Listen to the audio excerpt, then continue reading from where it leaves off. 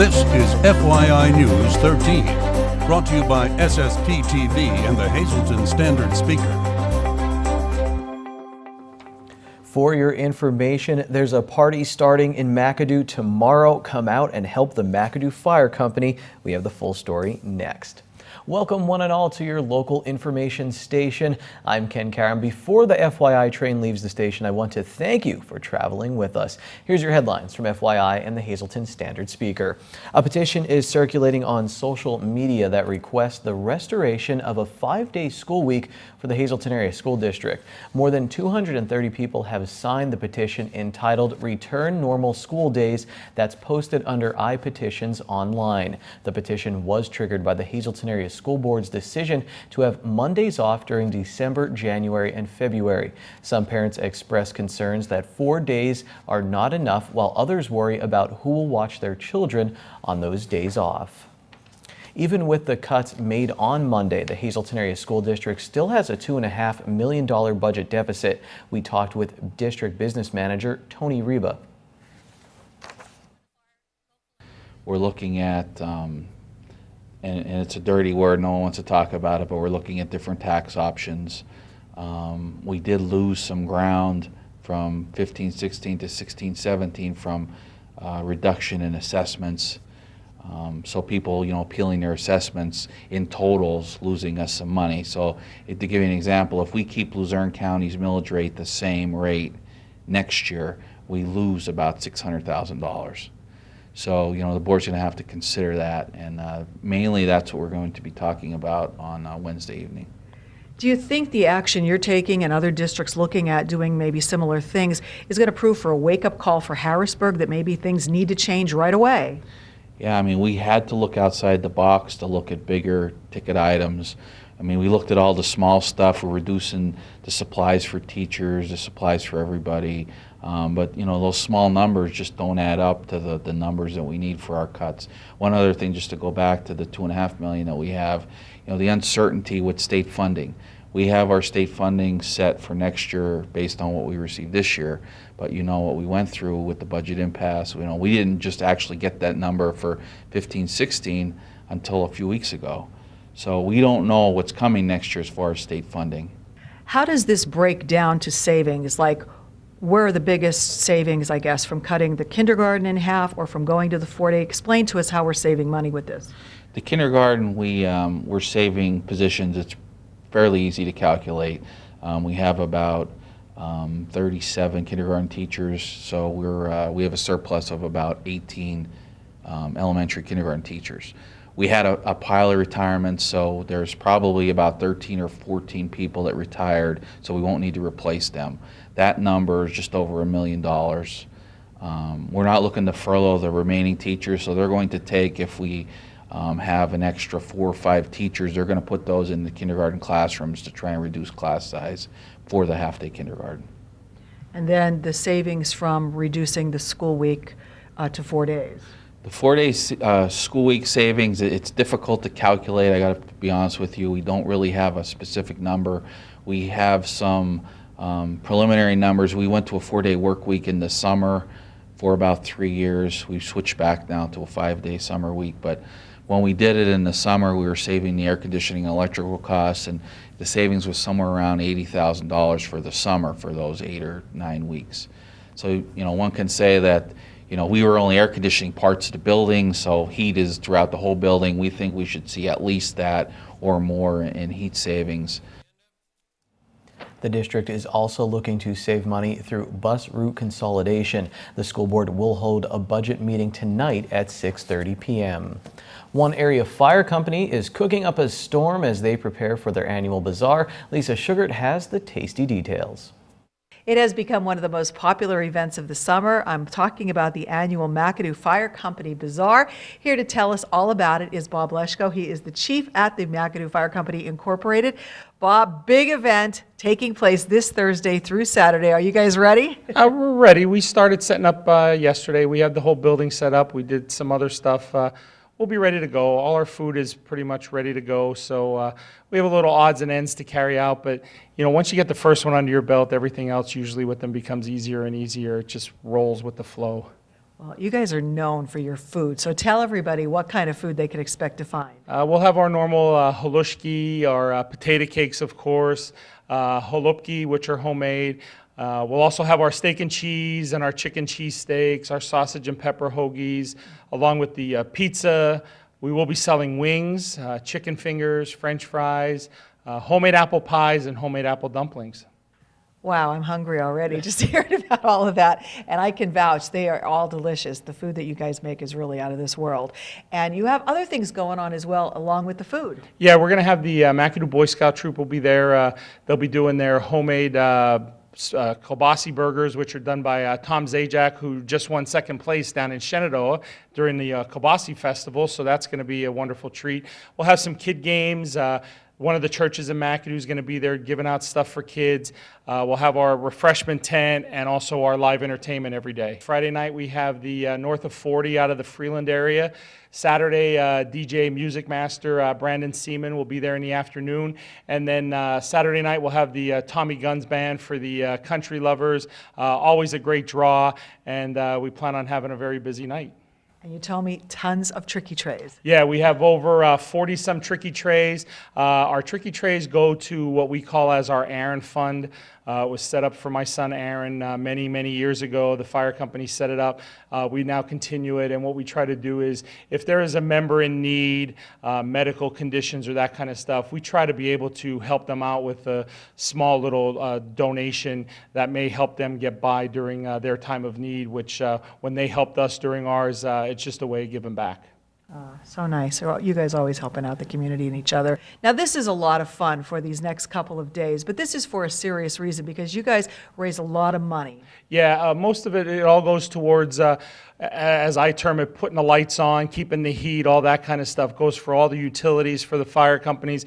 And now with having 3 buildings, which with the merger and everything else, we're in the process of doing some stuff.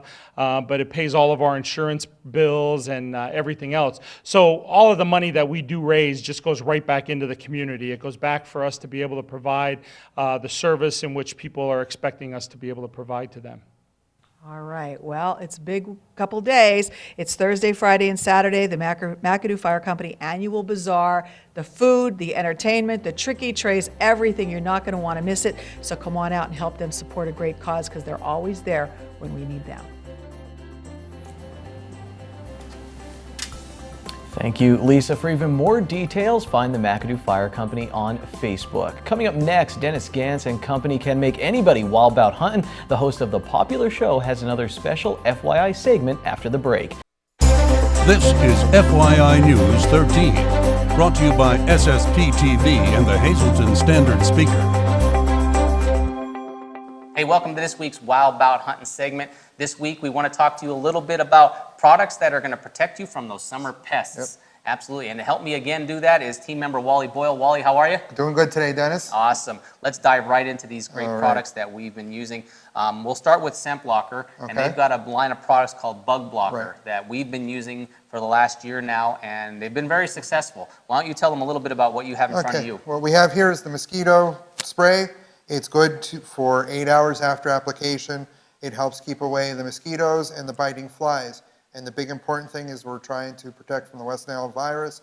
And recently, as we've all been hearing about the Zika virus on the news. So this is really important for your health. Absolutely. And let's stay on the health topic. Is another disease we want to be fearful of is Lyme disease and what that can do. And that comes from ticks. And again, with the warm weather we've had this summer, or actually this past winter, the ticks are going to be prevalent, and we want to make sure that we combat. They've got a product out here called Bug Blocker for ticks, and this is going to last when you treat only your clothing, not your skin. This will last for up to 2 weeks, and it really works. We had great success with this past turkey season and this past fall in all that warm weather. Last product we have here is the Thermacell units that you can get. They come in lanterns and portable units just like you see right here. And you can get them pretty much anywhere. Anywhere. You can get them at Dunham's, you can get them at Walmart, you can get them at Bass Pro Shops. Okay. And they're relatively inexpensive for a little bit of cost that you're going to pay. They're really going to help, and they're going to fend off those biting flies and those mosquitoes and make your outdoor cookout, pool party. A lot safer and a lot more comfortable. Yeah, absolutely. So, hey, give these products a try. If you want more information on them, contact us at our Facebook page or at info@wildabouthunting.com. And let us know how you do with them, and we'll see you sometime next week, somewhere in the Hunting Woods. Boo to biting flies. Remember to watch, but yay to Wild About Hunting on the Hunt channel and right here on SSP TV. A new episode airs each Monday at 4:30 p.m. And this shop too is one of our sponsors here on FYI. Come shop through the decades, the 20s through the 60s and more at the shop too. Furniture, art, collectibles, local items, garden decor and more. Something for everyone's taste in vintage and antique home decor. Find your favorites and lay them away at the shop too with 2 convenient locations, 105 East Broad Street and 7 and 9 East 11th Street in Hazleton. The shop too, your gently used antique and home decor consignment shop where new consignors are always welcome. For days and hours, check them out on Facebook. Time now for FYI News 13 weather. The Center City Park in downtown Hazleton looks great, and so does the weather for the weekend. Yes, I said weekend. It's Wednesday. I'm allowed. Here's our local forecast from the National Weather Service. Tonight, showers likely, mainly after 2 a.m. We have a 60% chance of precipitation. Our low will be 58 degrees. Thursday, 70% chance of showers, mostly cloudy day with a high near 70 degrees. And then on Thursday night, 30% chance of showers, mainly before 1 a.m., mostly cloudy, low of 58. Friday, a slight chance of showers, partly sunny, high of 75. Friday night is partly cloudy with a low in the mid-50s. And then our weekend, Saturday, sunny, high near 76. Saturday night, mostly clear, low in the mid-50s. Sunday, sunny with a high near 78 degrees. And then Sunday night, mostly clear, low of 59 degrees. Tonight's weather is brought to you by Valley High, the area's oldest ice cream and fast food restaurant. Stop on in for a cold treat including our ice cream and yogurt, or some hot food including our burgers, hot dogs, fries, and much more. That's Valley High, Route 93 in West Hazleton. Treat yourself today. For all of the workers doing renovations at Edgewood by Sand Springs and Drums, it's like they just hit a beautiful chip onto the green and now all they have to do is tap it in. The work is almost complete at the popular golf course and banquet venue. The window treatments are up and the bridal suite has some sweet new furniture, plus the banquet hall has a brand new dance floor all ready to be broken in. For more information, search Edgewood by Sand Springs on Facebook or call 570-788-1101. Now to your midday winning lottery numbers here on FYI. Pick 2 first up, 75. Pick 3, 356. Pick 4, 7990. And pick 5, 92642. When we come back, Anthony Bellino is here from the Standard Speaker to wrap up an outstanding 2016 Lady Cougar softball season. Here's Law Talk.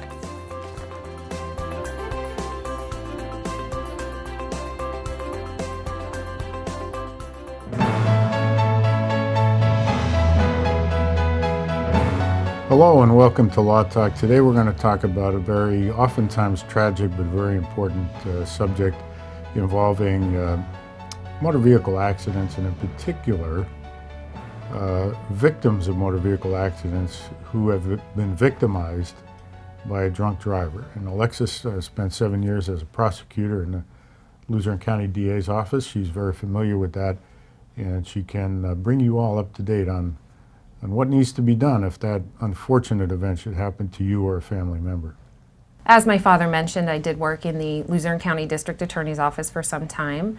During my time there, I did, for 2 years, head up the Vehicular Homicide Division, and unfortunately in those cases, a lot of times the individuals who were victimized by drunk drivers. So I have a lot of experience on the criminal side as being an advocate for these individuals who were victimized by drunk drivers. Now, in civil practice, I'm able to be an advocate for victims who are involved in drunk driving accidents. And I'm very aware of the fact that not only are these people affected in their work life and their family life, their entire lives have changed from that moment forward. A lot of times there are significant injuries. They can be catastrophic, again, to the work life and to the family life. And I offer the availability to work with law enforcement officers who are doing investigations on behalf of people who were involved in these types of accidents. And it's important to respect the work that they're doing, that being because the investigations that they're conducting certainly can be beneficial to the civil portion of a claim. So if you're involved in a drunk driving accident, give us a call. I'd be happy to sit down with you and speak to you regarding the concerns that you might have, as I'm very aware of the effects that it will have on your life from that moment forward.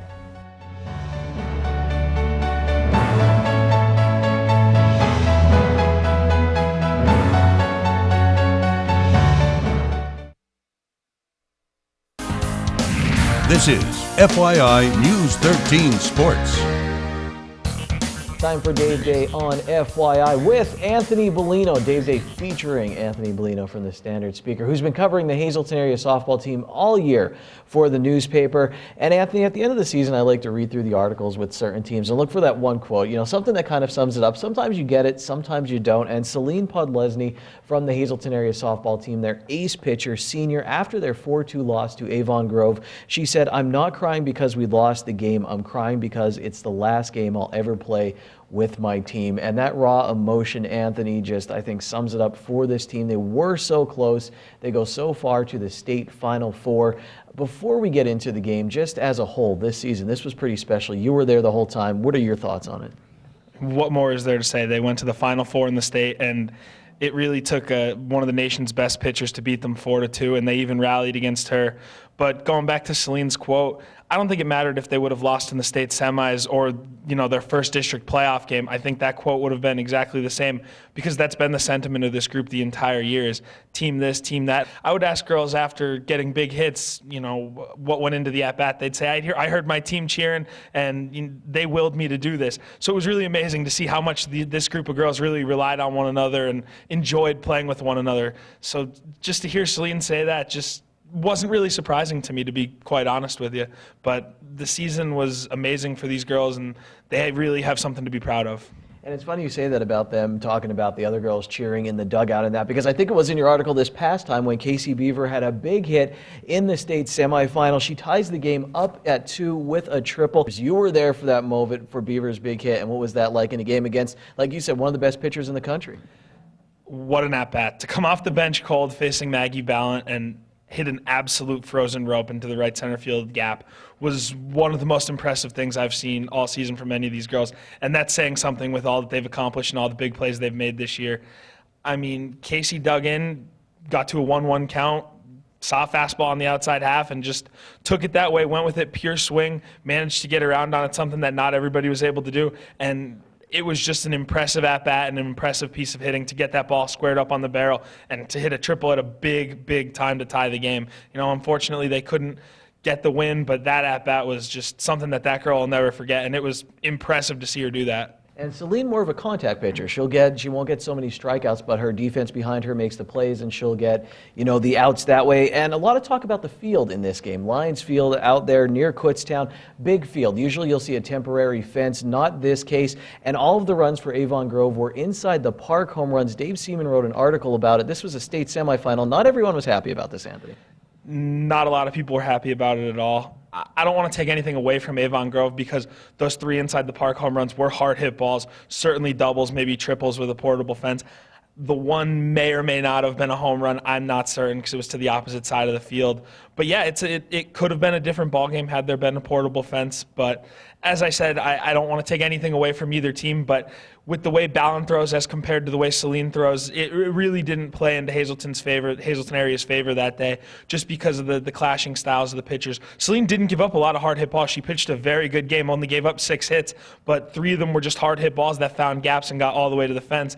And with the short base paths, they just weren't able to get the ball in time. So yeah, the field played a difference. I don't know. It's like Dave said in his column, it's what if, because you don't know, we'll never know. But yeah, the field definitely played a factor, and it was kind of bizarre to say the least. Even Maggie Ballant, who, when I talked to her after the game, she's been on the travel circuit for however many years. You don't get recruited to the University of Oregon by accident. And she said she's never played on a field that size, so I was really surprised by that. And then, Anthony, what a spring. I mean, not just here in the Wyoming Valley Conference, Schuylkill League teams. North Schuylkill gets to the state semifinal. They almost pulled off against Newman-Goretti. And then, of course, we had Marion winning for the first time ever, a Division III team winning the Schuylkill League title. Good first spring for you at the Standard Speaker. Really, really good spring, impressive teams. And it goes back to the old cliche, pitching and defense win championships. And that's what all 4 of those teams that made runs this season had. I mean, if you look at North Schuylkill and Marion's rotations, great pitching top to bottom, great defense. So that's really what it comes down to. You don't have to hit the cover off the ball. As long as you keep the other team from scoring, you're going to win games. But it was just a lot of fun to see what these teams were doing. It's great to see our local high school teams do well. As journalists, we're supposed to stay unbiased, and I feel like we all do a good job of that. But, a little bit of you always wants to see your local team succeed, to see the kids do well. And Anthony, it's not over yet for you. You still have another column coming about the Lady Cougars, or will we hear more about them in the Standard Speaker? Yeah, we've got a little wrap-up coming this week. And actually today, Salim Podlesny was named WVC MVP of Division I, so I'll have something on that. Even though high school sports season now over in our area, make sure you follow @Bellino Speaker on Twitter. He will keep you up to date throughout the summer on local sports, and check him out in the Standard Speaker. It's Wednesday, and here's some delicious alliteration. It's signature steak night at Bottlenecks. All of their signature steaks are only $9.95, plus bottomless soup and salad for only $2.95. Hey everyone, here's tonight's Talk of the Town report. Come out to the Cancer Survivors Celebration, Wednesday, June 22nd at the Cancer Treatment Center in Hazleton. From 5 to 8 p.m., there'll be a picnic, music, snacks, games, and much more. Survivors and caregivers are invited. RSVP by June 17th by calling 570-459-3460. The Tamaqua Community Arts Center is holding a Color Between the Wines, Tuesday, June 28th from 6:30 to 8:30 p.m. at 125 Pine Street in Tamaqua. Only $15 a person, includes all supplies, coloring books, pencils, and snacks. Bring your own favorite beverage. To register, call 570-778-9623. And finally tonight, Lehigh Valley Health and Wellness Center at Hazleton is holding a speed camp, June 27th to July 29th, every Monday, Wednesday, and Friday from 9 to 10:30 a.m. It's only $199 a student, or $180 for returning students. Ask about their group pricing. To register, call 570-501-6750. That's tonight's Talk of the Town report. FYI News 13 would like to send sincere condolences to the family and friends of Jane Lynn Brotzman of West Hazleton. A memorial service will be held July 2nd at 10 a.m. at Faith United Church of Christ, followed by a gathering at Community Park Pavilion. Arrangements are under the direction of the Frank J. Bonin Funeral Home. Attention pay-per-view subscribers. If you see your name now on Channel 13, you'll have 13 minutes to call in and win a free movie from Service Electric Cablevision. Tonight's winner is Joseph Basta of Drums. Joseph, give us a call, 570-455-7267, extension 104. In between your SSPTV viewing tonight, may I suggest going on Netflix and watching The Joy of Painting with Bob Ross. That's All I Did Last Night. So happy it's available there. And then come back tomorrow for FYI and more here on SSPTV. We'll see you then. Take it easy, everyone.